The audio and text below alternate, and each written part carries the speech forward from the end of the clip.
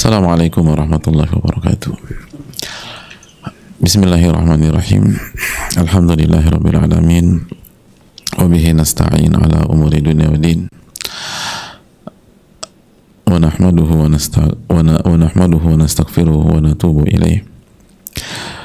Wa na'udzu min syururi anfusina wa min sayyiati a'malina. Man yahdihillahu fala mudilla lahu wa man yudlil fala hadiyalah. Asyhadu an la ilaha illallah wahdahu la syarika lah wa anna Muhammadan abduhu wa rasuluhu la nabiyya ba'dah. Wa nusalli wa nusallim ala nabiyyina Muhammad wa ala alihi wa sahbihi wa man sara ala nahjihi bi ihsanin ila yaumiddin wa ba'd. Hadirin Allah muliakan, alhamdulillah kita panjatkan puji dan syukur kita kepada Allah Subhanahu wa taala atas segala nikmat dan karunia yang Allah limpahkan dan Allah berikan kepada kita, khususnya nikmat ilmu, nikmat iman, nikmat beribadah kepada Allah Subhanahu wa taala, nikmat puasa, nikmat bertaqarrub, nikmat menjalankan hari-hari kita di bulan yang penuh berkah, bulan ampunan, bulan rahmah yang Allah tidak berikan kepada setiap hambanya, baik yang sudah wafat atau karena meninggal dunia maupun dia masih hidup, dia beragama Islam tapi banyak tidak menikmati bulan ini sebagaimana seharusnya, karena ini semua tentang taufik dan hidayah dari Allah Subhanahu wa taala. Maka bersyukurlah kepada Allah Jalla wa ala atas segala nikmat yang Allah berikan kepada kita. Sebagaimana hadirin Allah muliakan, kita harus perkuat syahadatain kita, jaga tauhid kita, jangan sampai ternoda dengan noda kesyirikan, dan juga hendaknya kita berusaha terus mencontoh, mengikuti, meneladani Rasul Sallallahu Alaihi Wasallam di dalam ibadah kita dan kehidupan kita, dan selalu beradab dengan beliau, perbanyak mengucapkan salawat dan salam kepada beliau. Allahumma salli wa sallim wa barik wa an'im ala nabiyyina wa rasulina sayyidina Muhammadin sallallahu alaihi wasallam wa ala alihi wa sahbihi ajma'in. Dan tidak lupa juga harus selalu minta pertolongan, dan harus selalu minta pertolongan kepada Allah Subhanahu wa taala. Hadirin Allah muliakan,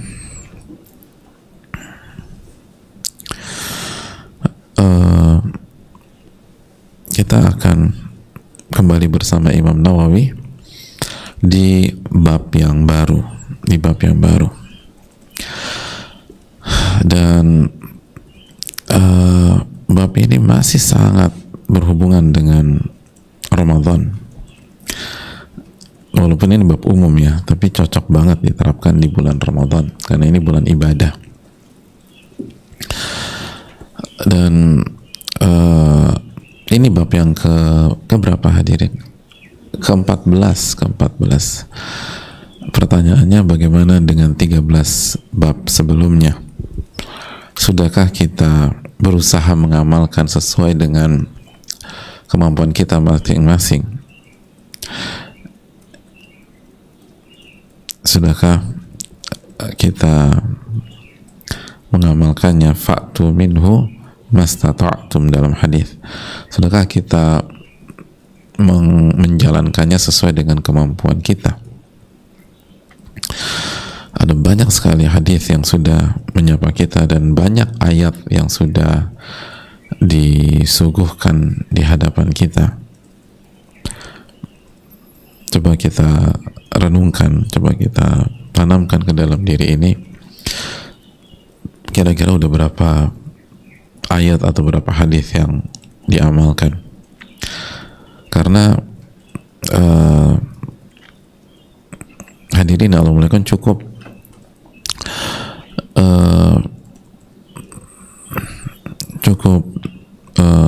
singkat kan, yang kita hanya bahas satu ayat atau satu hadis setiap pertemuan, dan seringkali satu hadis dibagi 2 atau 3 pertemuan, dan itu semua memudahkan kita untuk berusaha menjalankan dua ibadah ini secara bersamaan, yaitu belajar dan beramal. Dan ayat dan hadis-hadis yang dibawakan Imam Nawawi sangat keseharian, seperti hadis terakhir di bab ke-13 kemarin, Nabi suruh kita bersedekah, itu kan sangat keseharian. Dan kalau nggak punya uang, kerja. Kalau nggak punya uang itu ya kerja. Kalau nggak bisa juga amar ma'ruf nahi munkar, atau amar ma'ruf, mengajak kepada kebaikan.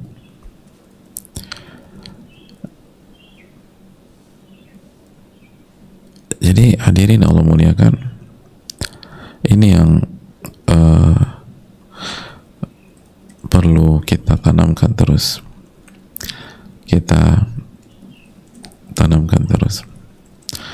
bersedekahlah dengan setengah butir kurma. Itu kan keseharian banget gitu, itu keseharian sekali. Jadi sangat sayang kalau kita sia-siakan. Dan insya Allah bisa, insya Allah dengan izin Allah Subhanahu Wa Taala itu bisa, bismillah.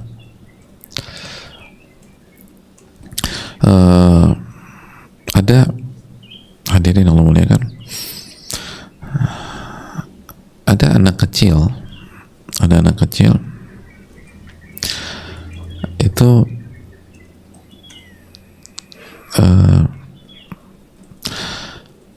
dia tuh ingin memberi di Ramadan ini. Dia ingin memberi, tapi dia nggak punya uang. Terus tapi pengen banget memberi sesuatu, ingin banget beramal, dan ingin banget memberi sesuatu.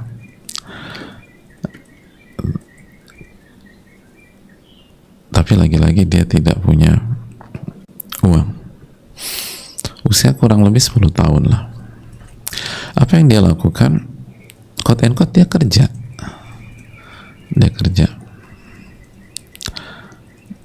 Dia buatkan amplop buat tantenya. Satu amplop dihargai 5.000. Akhirnya dia buat, anak kecil 10 tahun. Ada dibuat 10, dapat 50.000. Terus buat lagi, akhirnya kekumpul lah 100.000. Habis itu 100.000 itu diinfakkan di jalan Allah Subhanahu Wa Taala. Dia berikan sesuatu. Terus juga dia belikan kurma untuk dibagikan. Jadi ngamalin hadis kemarin tuh, kalau nggak ada uang ya kerja gitu kata Nabi. Ini anak kecil kerja, nggak minta sama orang tuanya. Jadi dia kerja, lalu hasilnya dia berikan, bukan dia tabung, bukan buat beli main. Misalkan anak kecil kan kalau Ramadan pengen inilah, pengen itulah, pengen mainan lah. Enggak, dia pengen berinfak. Nah, terus gimana kita jamaah sekalian? Ini anak kecil nih. Anak kecil.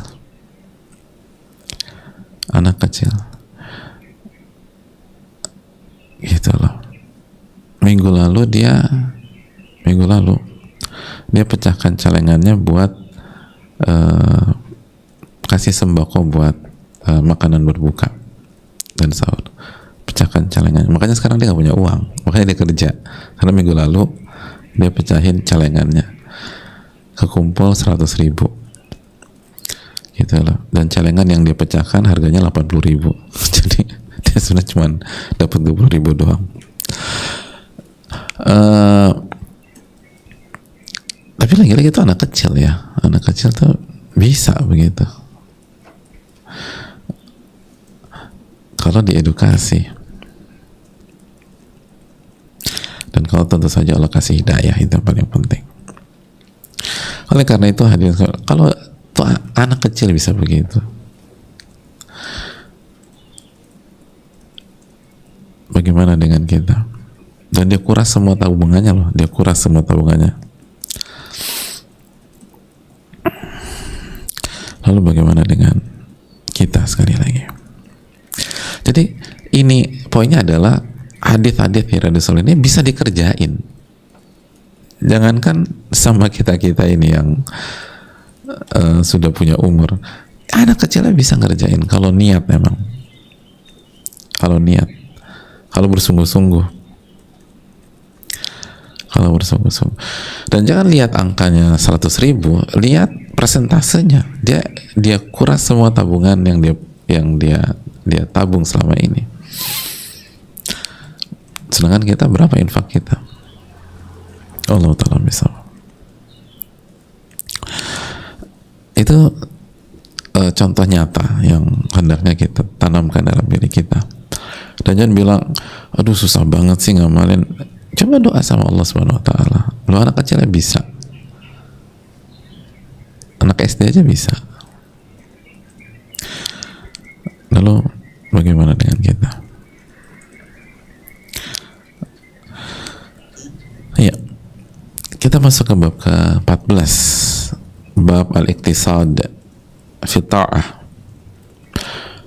Bab al-iqtisad fi ta'ah, bab iqtisad dalam ketaatan. Dalam ketaatan. Apa arti iqtisad? Jamaah sekalian, arti iqtisad apa sih?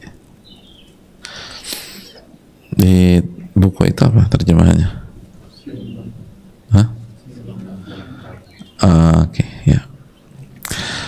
Iqtisad itu artinya an yakuna al-insanu wasata bainal gulu wal tafriq. Kondisi seseorang berada di tengah-tengah antara berlebih-lebihan dan melalaikan atau nggak maksimal. Jadi tidak berlebih-lebihan dan tidak kurang. Itu iqtisad. Tidak berlebih-lebihan dan tidak kurang.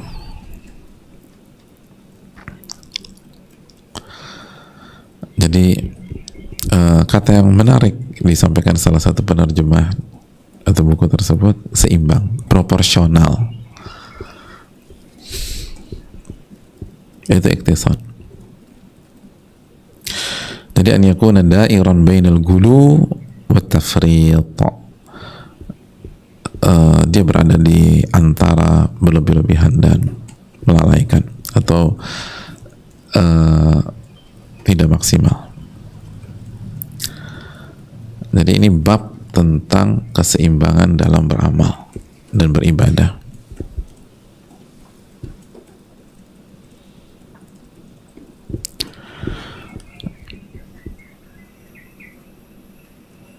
Gitu. Jadi ini menarik nih, di Ramadan kan kita seringkali saking semangatnya ibadah nggak seimbang.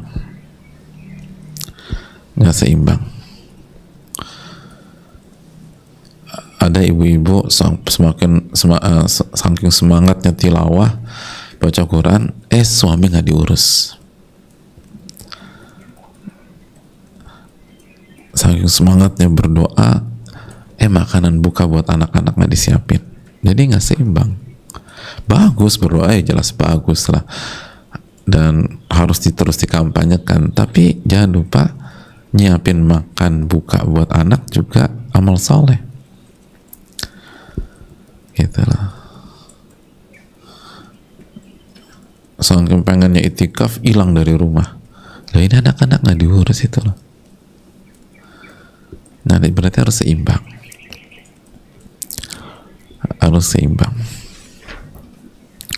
Dan hadirin Allah muliakan,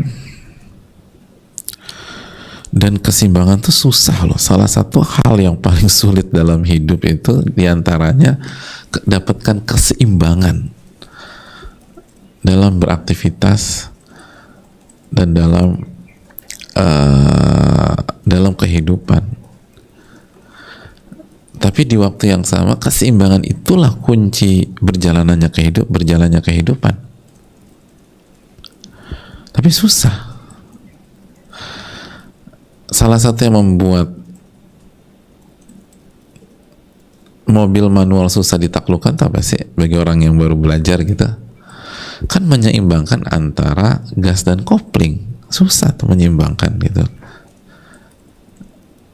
Untuk bisa jalan kan harus dapat titik seimbang dulu baru kopling dilepas kan gitu. Kalau nggak jalan-jalan mau ngegas sampai pol juga tetap aja gertakan mesinnya aja yang kencang di parkiran, tapi itu mobil nggak maju-maju. Kenapa? Karena nggak seimbang. Karena nggak nginjak kopling atau nginjak koplingnya kedalaman. Gitu hadirin sekalian. Dalam naik motor apalagi harus seimbang. Ngegoes yang menjadi kegemaran banyak orang hari ini harus seimbang lagi. Kalau nggak seimbang jatuh deh. Jadi keseimbangan itu penting dalam kehidupan. Roda kehidupan sulit berjalan kalau nggak seimbang. Dan jangankan naik mobil berjalan atau naik mobil, naik motor atau ngegoes sepedahan, jalan aja kan harus seimbang. Melangkah itu kan keseimbangan. Jadi kalau kita ingin sampai ke tujuan, kita ingin melangkah, semua harus seimbang. Kenapa baik kesulitan untuk berdiri? Karena dia masih berusaha mencari titik keseimbangan, makanya jatuh lagi. Tuh coba berdiri, jatuh lagi. Terus dia tuh berusaha, selesai berusaha dapatkan titik keseimbangan. Begitu dapat tuh udah lari sana, lari sini, nggak bisa diem. Udah bisa beraktivitas tuh. Jadi memang dapatkan porsi yang seimbang tuh susah. Salah satu tantangan besar. Dapatkan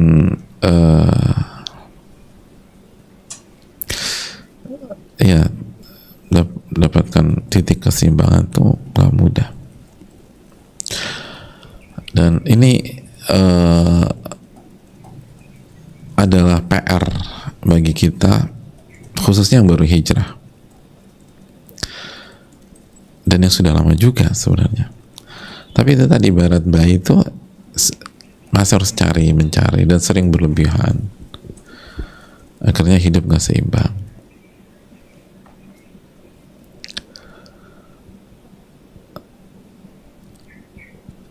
Itu hal penting kan begitu ya. Banyak orang baru hijrah semua kajian didatengin. Talabul ilmi faridatun ala kulli muslim. Menuntut ilmu itu wajib bagi setiap muslim. Iya, setuju. Tapi apakah seimbang itu semua kajian di Jabotabek didatengin? Terus kapan waktu beramalnya? Terus kapan ngurusin keluarga? Kapan ngurusin ini? Dan kapan ngurusin anak-anak? Jadi keseimbangan itu penting, dan seringkali orang-orang baru itu harus beradaptasi biar seimbang. Harus banyak belajar. Harus nyoba kayak baik. Coba berdiri, jatuh lagi. Coba berdiri lagi, jatuh lagi. Emang harus demikian sih. Itu sunnatullah. Nah, hadirin Allah muliakan, dan tentang masalah proporsional dan keseimbangan ini Allah berfirman dalam surat Al-Furqan ayat 67 tentang infak. walladzina idza anfaqu, dan orang-orang yang apabila membelanjakan hartanya berinfak, lam yusrifu, mereka tidak berlebih-lebihan, walam yaqturu, dan mereka juga nggak pelit, wa kana baina dzalika qawama, dan mereka melakukan itu di tengah-tengah, seimbang antara berlebih-lebihan dan kekikiran, pelit gitu. Ini infak jamaah, di antara dua itu. Walladzina idza anfaqu lam yusrifu wa lam yaqturu wa kana baina dzalika qawama. Itu orang-orang yang apabila membelanjakan hartanya itu tidak berlebih-lebihan. Membelanjakan hartanya nggak berlebih-lebihan, tapi juga nggak pelit. Mereka berada di tengah-tengah. Ini kaidah. Makanya bainal ifrat wa tafrid, bainal ifrat wa tafrid.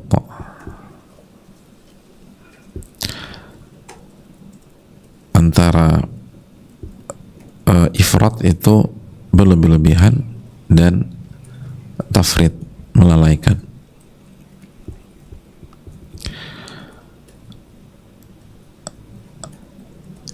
Antara ekstrim atau meremehkan, misalnya ekstrim kanan, ekstrim kiri, semua pola harus demikian. Itu hal yang sangat penting. Dan hadirin Allah muliakan, ada sebuah fakta yang dibuka oleh para ulama seperti Al-Imam Ibnul Qayyim yang sangat penting buat kita.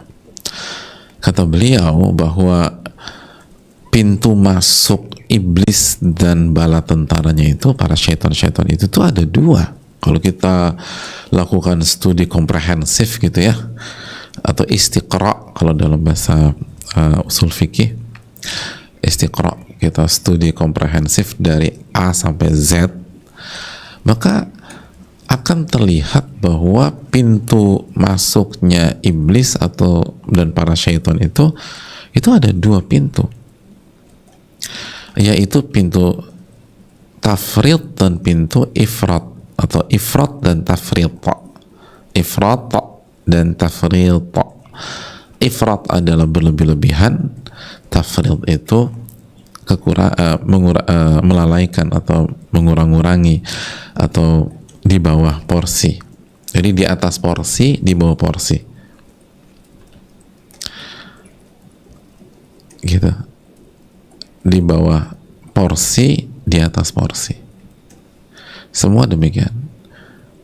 Semua pintu masuk itu dua pintu masuk iblis. Dan kata Ibnul Qayyim rahimahullah, dan iblis nggak peduli kita jatuh dari pintu yang mana, yang penting jatuh udah. Jadi maksudnya ada orang yang itu tafrid tuh contohnya, nggak baca Quran tanpa ada alasan syar'i, tafrid gitu, males tarawehnya, tafrid, karena meremehkan gitu, terus macam-macam. Itu dalam bab ibadah. Kalau bab kalau dari pintu ifrat itu tadi berlebih-lebihan,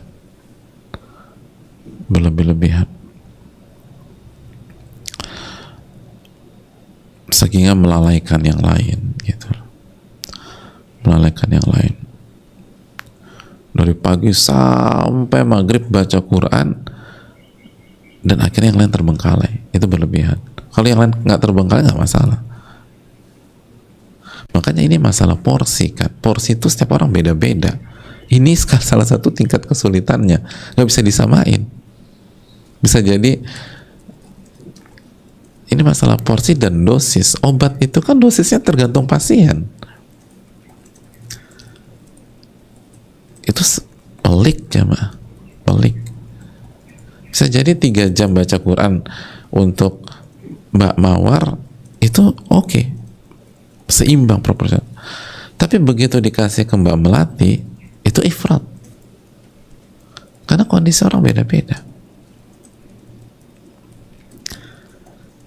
Jadi pokoknya itu diserang sama syaitan. Kalau nggak ifrat tafrid, ini kaidah besar loh, penting.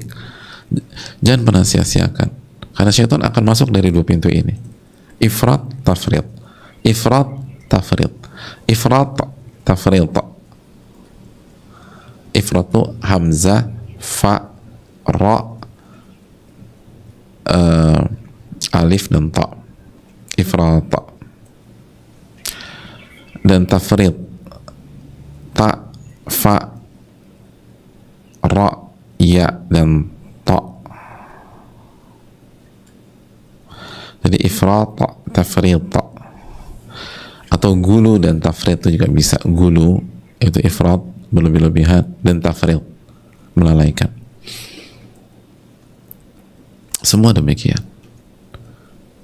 Kita mau bicara dalam kotak kehidupan apa, kita harus siap diserang dari 2 pintu ini oleh iblis.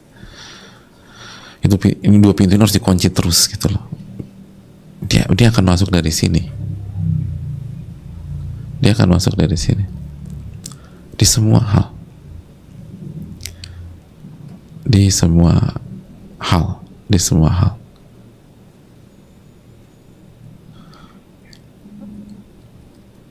Bahkan dalam bab muamalat juga kan gitu ya. Semuanya, olahraga. Kalau ada orang jadi malas olahraga, padahal olahraga penting kan, sebagai sarana beribadah kepada Allah. Akhirnya ketika nggak olahraga, fisiknya jadi nggak baik. Tapi sebagian pihak berlebihan ketika olahraga, kerjaannya olahraga terus, akhirnya nggak ibadah dan lain sebagainya. Itu ifrat tafrid. Semua di bidang dunia begitu. Makan.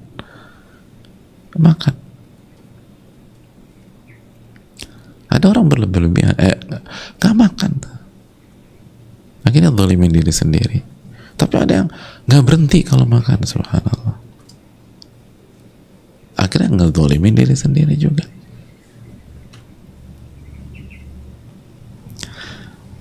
Kan begitu, gak seimbang. Ada orang yang gak sholat,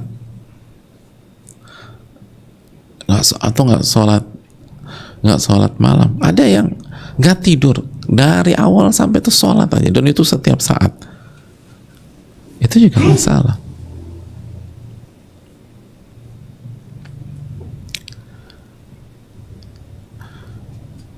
Dan banyak contoh dalam masalah cinta. Misal ada seorang suami atau istri nggak cinta sama pasangannya, nggak cinta. Tapi ada yang lain terlalu cinta dengan pasangannya sampai mengalahkan cintanya kepada Allah Subhanahu wa taala. Itu pun juga masalah besar. Jadi ini masalah, itu masalah. Ada orang yang nggak sayang sama anaknya, nggak sayang, karena dia punya ekspektasi punya anak perempuan, ternyata lahir anak laki-laki, atau sebaliknya punya ekspektasi punya anak laki-laki yang lahir perempuan, akhirnya dicuekin nih anak, nggak sayang. Tapi ada dia itu anak, misalnya itu anak pertama, anak keduanya berlebih-lebihan sayangnya, itu juga penyakit. Jadi hampir semua demikian, bahkan semuanya itu diserangnya dari sini.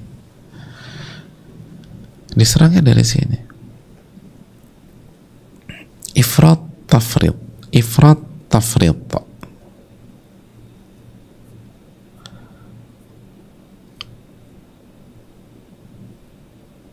Harus seimbang.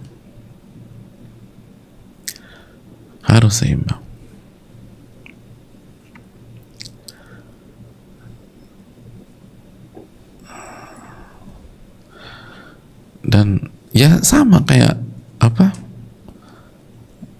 ya itu tadi, mayoritas sakit secara fisik itu kan karena tidak atau meleset dari keseimbangan, meleset dari keseimbangan. Itu bahaya.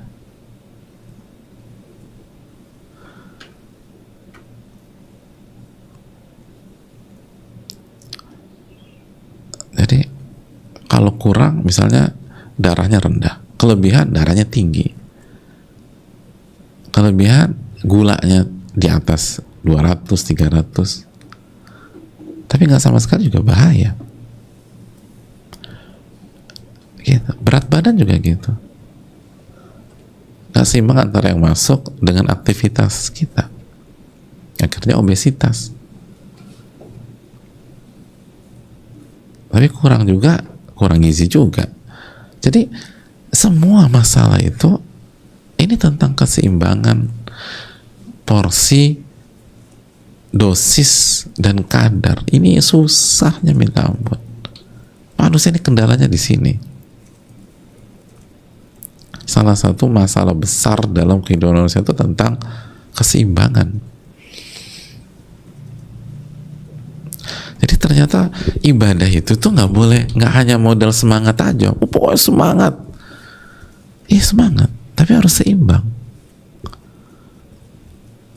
Porsinya itu harus tepat. Kalau nggak bahaya.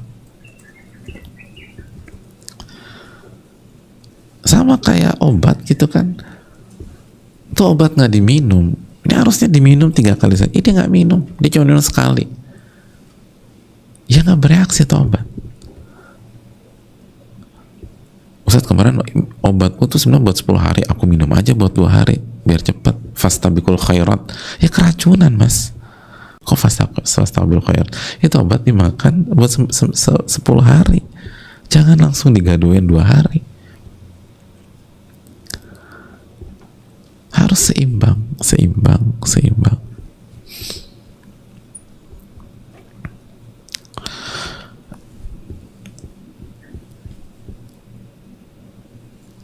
Jadi coba kita lihat bagaimana Islam itu luar biasa hadirin.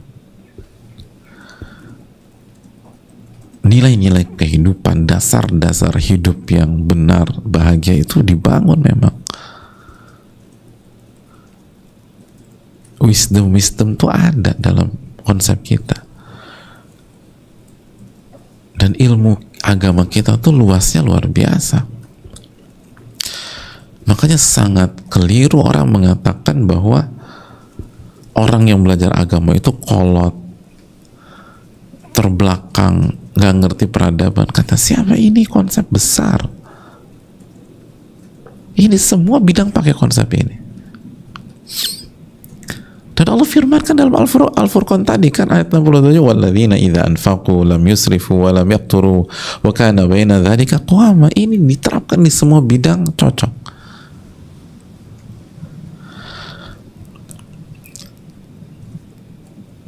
Jadi kok bisa ada orang yang meremehkan ilmu agama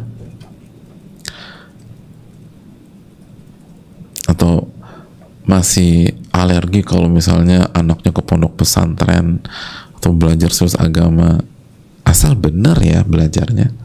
Yang dikaji itu Al-Quranul Karim dan hadis-hadis Nabi SAW yang sahihah, yang valid dan dipahami dengan pemahaman yang benar, kembali ke pemahaman Nabi SAW dan para sahabat beliau, dan lalu ulama-ulama yang mengambil ilmu dari para sahabat seperti Imam Abu Hanifah, Imam Malik, Imam Syafi'i, Imam Ahmad, dan para ulama yang lain. Itu luar biasa, sangat luar biasa.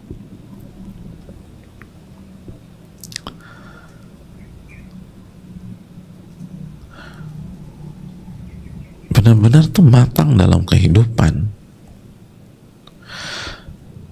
Nah ketika kita belajar agama lalu kita terlihat tidak matang dan masalah, iya salahnya tuh di kita sebagai personal, bukan agama dan ilmunya yang salah. Kita yang lalai, kita yang masih jauh dari kata baik gitu loh, kita yang suka terjatuh. Tapi ilmunya sih dalam banget hadirin. sangat dalam.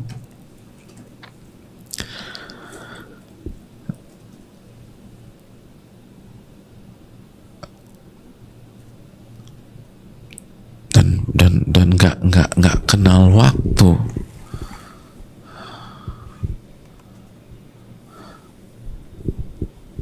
Bisa diterapkan 15 abad yang lalu dan masih tetap fresh di hari ini, dan terus sampai hari kiamat nanti. Ini konsep gini kan mahalnya minta ampun. Tinggal kita bisa mengaktualisasikan konsep ini dalam kehidupan kita sehari-hari apa enggak, gitu aja. Nah, ketika kita nggak bisa mengaktualisasikan, jangan salahkan ilmunya. Jangan salahkan Al-Quran yang Anda yang lalai. Kita yang lalai, saya yang lalai gitu. Jangan cari kambing hitam lagi, apalagi agama Allah yang disalahkan. Enggak. Udah jelas nggak boleh berlebih-lebihan, nggak boleh melalaikan. Ekstrim itu nggak ada dalam Islam. Tindakan ekstrim terus nggak ada. Nggak boleh begitu. Harus proporsional, harus seimbang.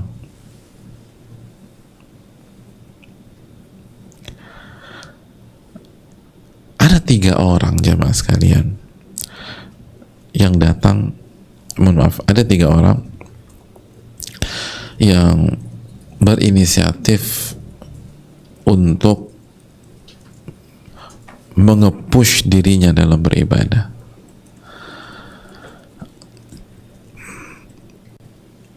Dan ini dibawakan oleh Imam Al-Bukhari.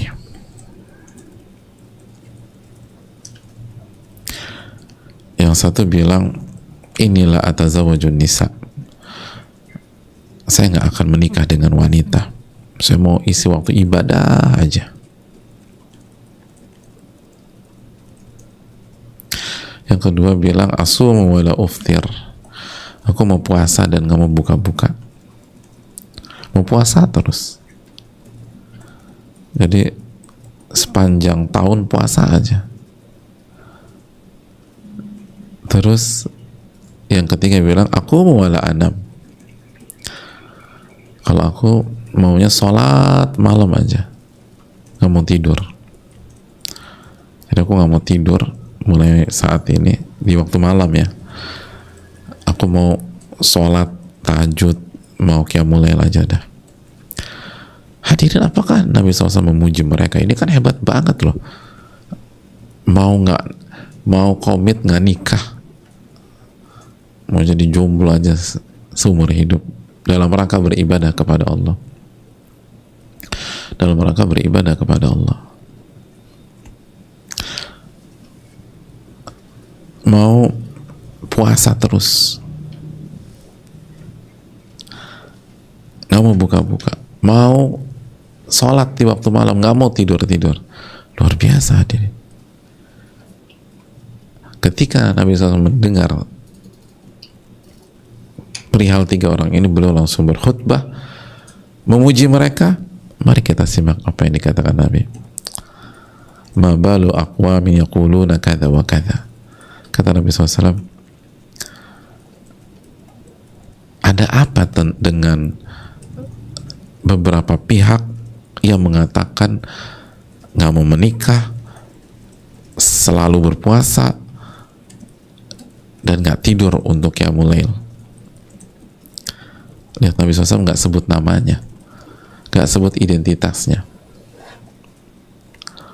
Ini menunjukkan bahwa hukum asalnya, kalau kita ingin membenahi masalah di lingkungan dan di masyarakat, dan kita bicara di forum umum, itu nggak nyebut nama dan identitas.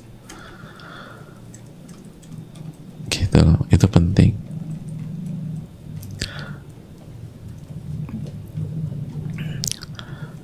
Karena tujuan utamanya bukan namanya, tapi tujuan utamanya adalah membenahi kesalahan yang ada di tengah masyarakat, siapapun yang melakukan.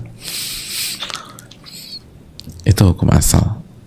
Jadi Nabi nggak sebut nama. Lalu Nabi tahu mereka siapa. Kata Nabi, apa gerangan orang-orang yang mengatakan ini. Lalu Nabi SAW mengatakan, ini usolli wa anam. Saya ini, kata Nabi SAW. Saya sholat malam dan saya tidur.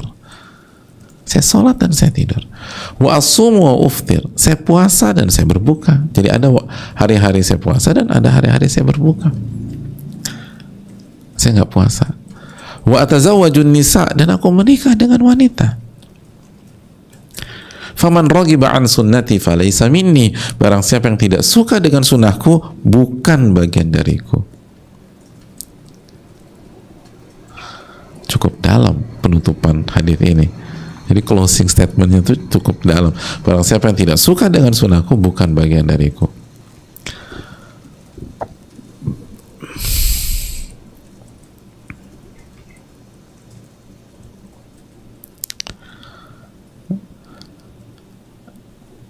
Dan lihat bagaimana Nabi SAW membangun sebuah kaidah, sebuah konsep. Aku sholat dan aku tidur, gitu. Aku sholat untuk mengkat tafrid, melalaikan. Wa anam, untuk memutus rantai ifrat, berlebih-lebihan. Itu.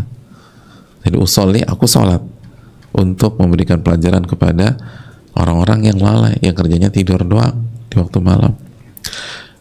Wa anam, dan aku tidur untuk memutus rantai ekstrim dalam beribadah, berlebih-lebihan. Aku tidur juga. Wa asuma wa uftir, aku berpuasa dan aku berbuka. Wa atazawwajun nisa, dan aku menikah dengan wanita.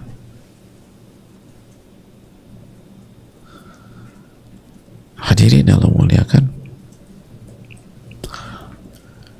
inilah konsep yang harus kita tanamkan bersama. Dan butuh proses untuk bisa dapat keseimbangan di hidup. Dan kalau hidup kita seimbang, itu luar biasa. Itu luar biasa. Disitulah kita akan mendapatkan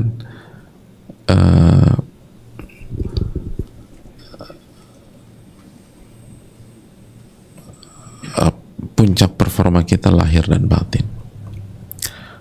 Dan sekali lagi dalam ibadah harus seimbang. Dosisnya pas.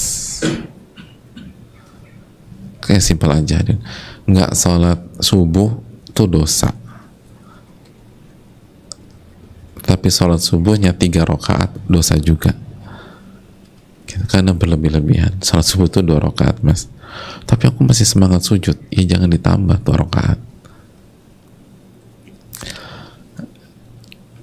Inilah pesan besar dalam bab iktisad fi ta'ah.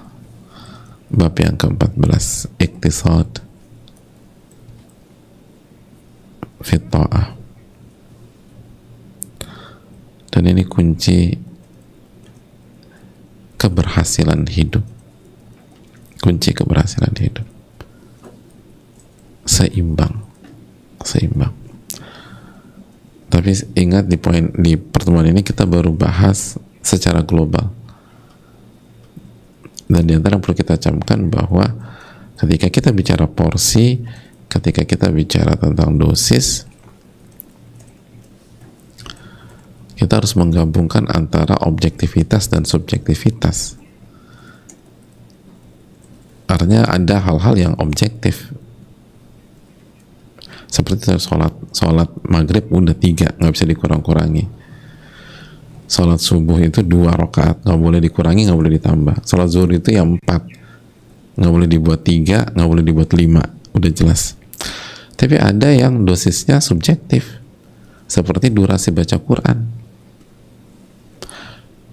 Gitu loh, panjang qiyamul lail. Kita hadirin.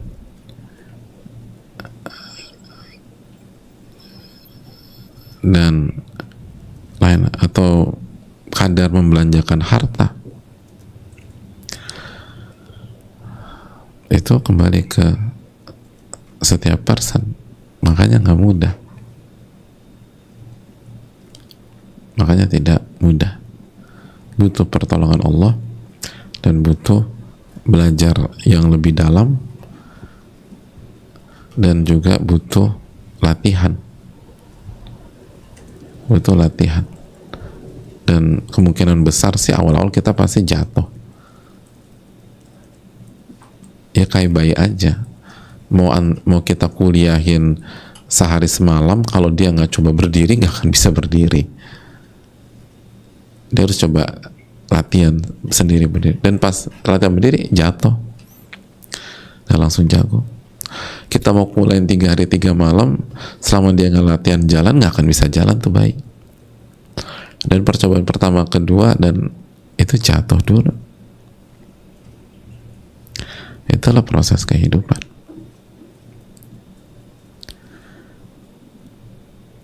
Makanya kita itu tadi, ketika kita belum berhasil jangan down, ya memang begitu kehidupan.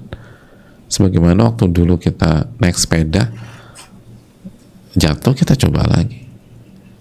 Waktu belajar jalan jatuh, coba lagi. Coba kalau kita frustasi waktu kita belajar jalan, kayaknya aku nggak ada bakat jalan deh mah, aku mau merangkak aja deh seumur hidup, kan repot hadirin. Dan sebaliknya juga, kalau kita ngelihat orang lain sedang berjuang, berusaha, sedang mencari keseimbangannya, dan dengan terus belajar, latihan jatuh, kita harus lapang dada, jangan langsung dijatuhkan, namanya juga lagi latihan. Coba kalau orang tua langsung memvonis bayinya nggak ada bakat jalan, itu bisa jadi sampai tua nggak jalan-jalan tuh bayi. Bahkan kan orang tua senang ketika anaknya coba berdiri lalu jatuh, yang dilihat adalah keberhasilan berdirinya, bukan pada saat tuh anak jatuh. Senang tuh, ya alhamdulillah udah bisa belajar berdiri, gitu. Nah kenapa ya ketika kita udah pada gede-gede begini, ngelihat orang lagi latihan dan lagi belajar jadi baik, kok yang dilihat jatuhnya ya? Harusnya kan lihatnya bagaimana dia berusaha quote and quote berdiri dalam kehidupannya. Walaupun jatuhnya tetap jatuh, salah tetap salah. Tapi ini orang kan berusaha ingin jadi orang baik. Kecuali kalau niatnya emang jahat, itu beda kotak. Kenapa kita kok lebih suka ngelihat sisi jatuhnya gitu loh, bukan sisi berjuang dia untuk bisa berdiri dalam kehidupan. Suka lucu kadang-kadang kita ya. Dan itu kita terapkan ke orang lain. Kalau buat diri kita ada 1001 justifikasi.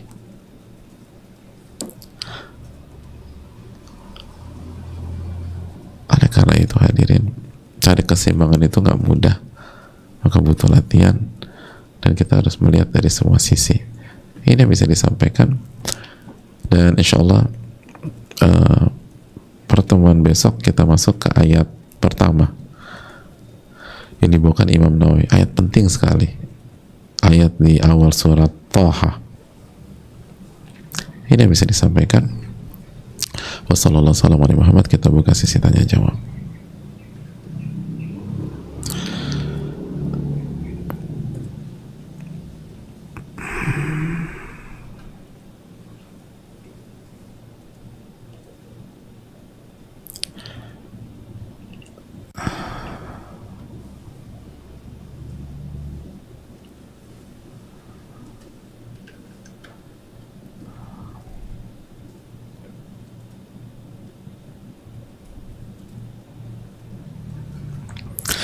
Assalamualaikum warahmatullahi wabarakatuh. Ustaz, waalaikumsalam warahmatullahi wabarakatuh. Semoga Allah memberikan hidayah Ustaz. Semoga Allah memberikan hidayah sunnah, taufik, rahmatnya untuk seluruh kaum muslimin. Amin ya rabbal alamin. Semoga Allah memberkahi ilmu yang kita dapatkan hari ini. Semoga Allah merahmati Al-Imam Nawawi. Amin ya rabbal alamin. Ustaz, terkadang setelah saya dan suami baru saja belajar hadis baru dalam Riyadhus Shalihin, kami senantiasa Allah berikan ujian yang langsung mengingatkan kami tentang pelajaran hari ini. Seringkali kami masih sulit untuk mengamalkannya. Ustadz, adakah tips yang harus senantiasa langsung bisa kami ingat ketika menghadapi permasalahan agar kami dapat mengamalkan hadis-hadis yang telah dipelajari ini? Jazakallahu khairan Ustadz atas jawabannya. Hadirin Allah muliakan, perasaan seperti itu tuh bukan hanya kita yang rasakan, hampir semua orang tuh, bahkan semua orang, tinggal kita peka apa enggak, itu mengalami hal yang sama, termasuk yang bicara gitu loh.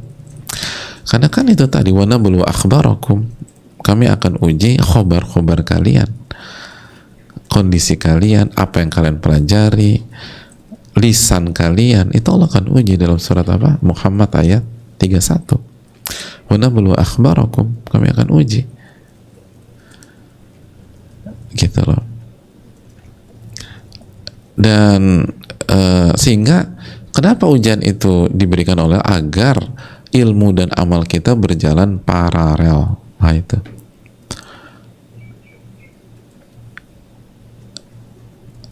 Gitu loh.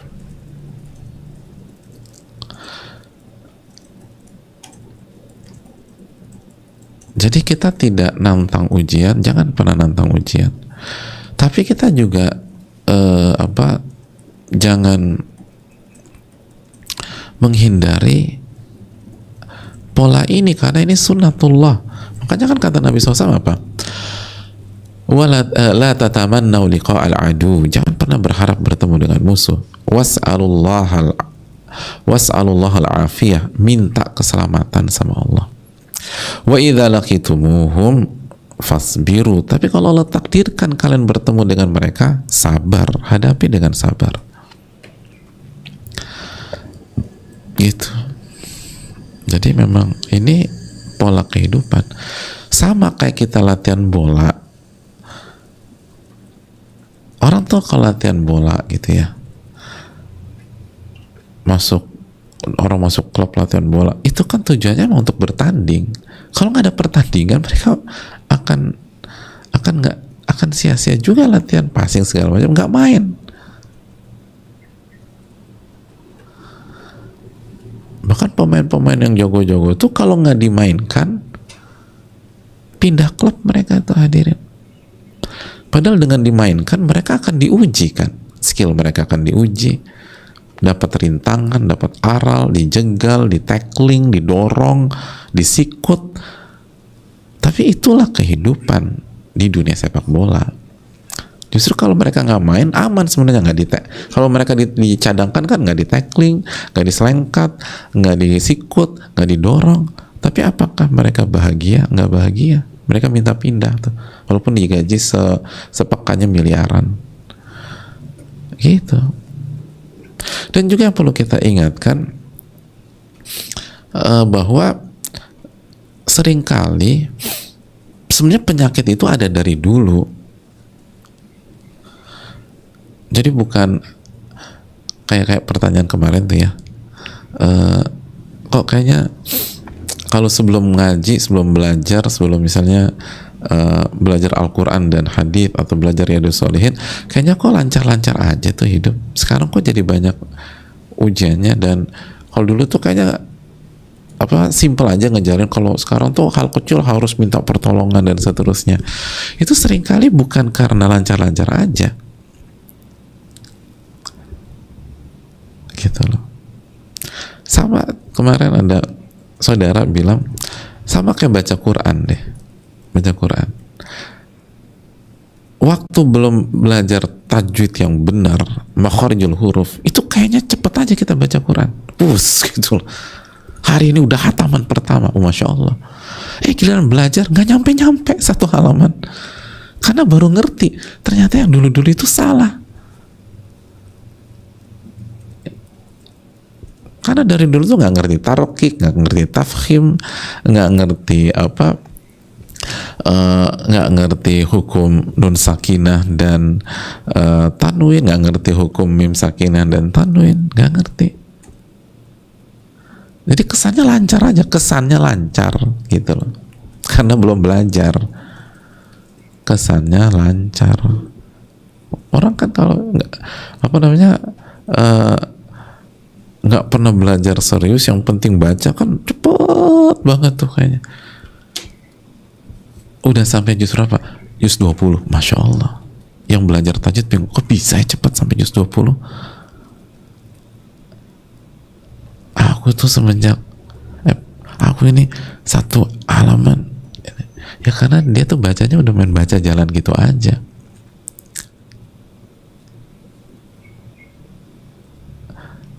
Coba kalau didengerin seorang ahli Quran, itu baru baca alif lam mim aja mungkin udah salah. Jangan kan baru a'udzubillah, zalnya salah, ulang, oh salah ya, baca lagi, ainnya salah. Akhirnya yang kalau dia sebelum belajar 15 menit udah sampai halaman ke-7, ini 15 menit masih istiqomah di a'udzubillahi minasyaitonirrajim, nggak jalan-jalan, jadi nggak start belum ayat pertama udah salah. Ya Allah.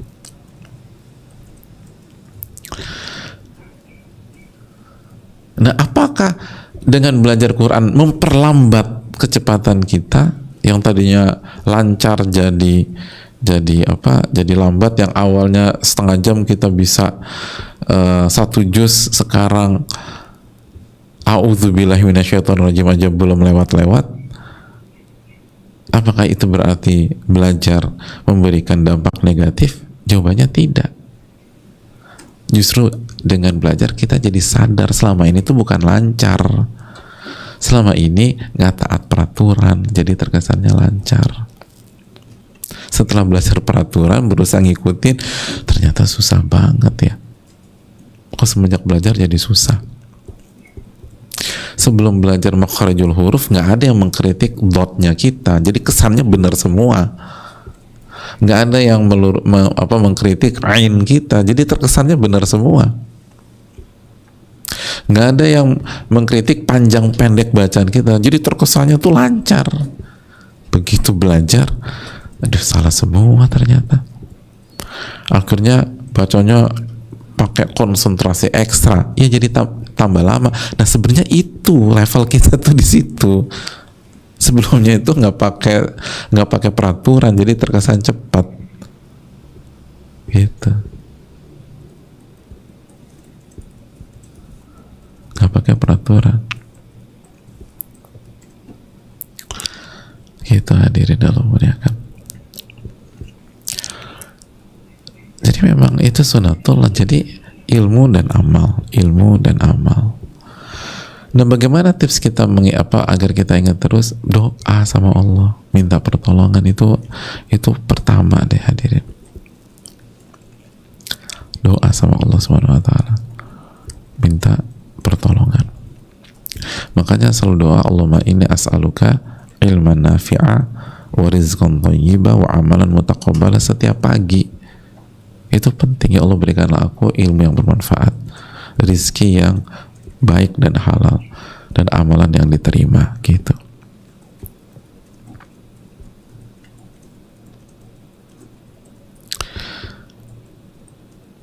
Jadi itu hadirin. Dan harus terus belajar dan bersyukur kepada Allah. Dan ingatlah, dunia itu memang ujian. Alladzi khalaqal mauta wal hayata liyabluwakum ayyukum ahsanu amala. Dialah yang menciptakan kematian dan kehidupan untuk menguji kalian siapa yang paling baik amalnya. Al-Mulk ayat 2. Itu tadi. Sebelum belajar tentang ikhlas, kita mah ibadah cuek-cuek aja. Dipuji senang segala macam. Pokoknya nggak ada muhasabah. Tapi begitu belajar tentang ikhlas, ini ujian lagi ya. Jadi terkesan itu ujiannya baru datang setelah belajar, padahal dari awal kita diuji, tapi kita nggak sadar. Hidup itu dari awal sampai akhir itu isinya hanya ujian.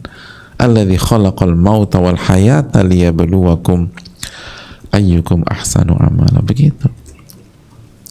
Dan juga seringkali penyakit itu dari dulu ada dalam diri kita, tapi nggak aktif aja, bukan nggak aktif, nggak terlihat aja. Terlihat itu baru ketika kita belajar atau kita diuji oleh Allah Subhanahu wa Ta'ala. Itu hadirin.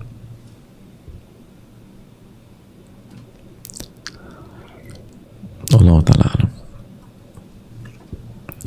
Itu poin.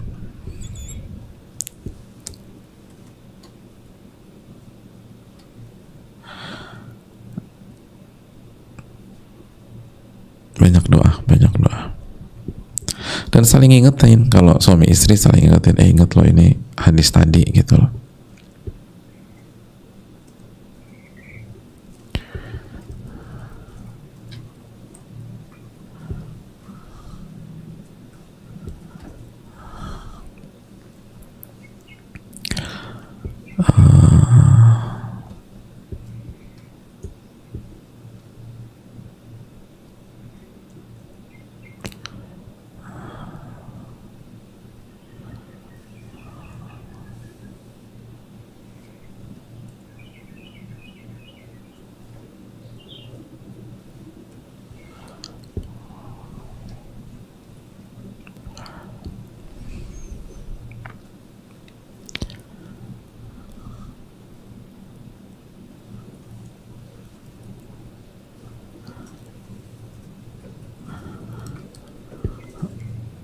Assalamualaikum warahmatullahi wabarakatuh. Waalaikumsalam warahmatullahi wabarakatuh.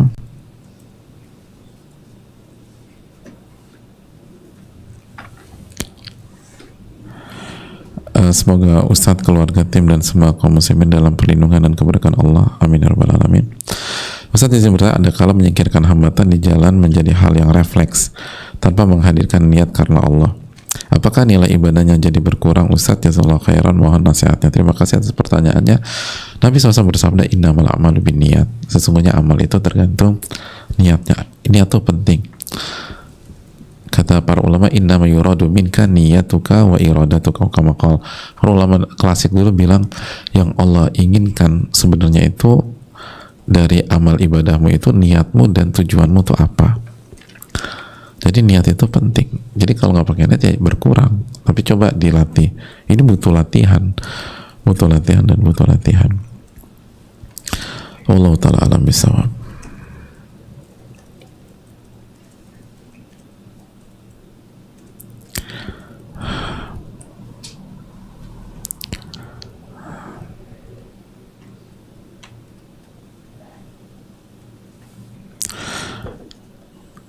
Saya rasa cukup, sudah jam segini. Terima kasih banyak. Jazakallahu khairan. Semoga Allah memberikan taufik kepada kita di hari ini dan menerima amal ibadah kita. Subhanakallahumma wa bihamdika, asyhadu an la ilaha illa anta, astaghfiruka wa atubu ilaik. Assalamualaikum warahmatullahi wabarakatuh.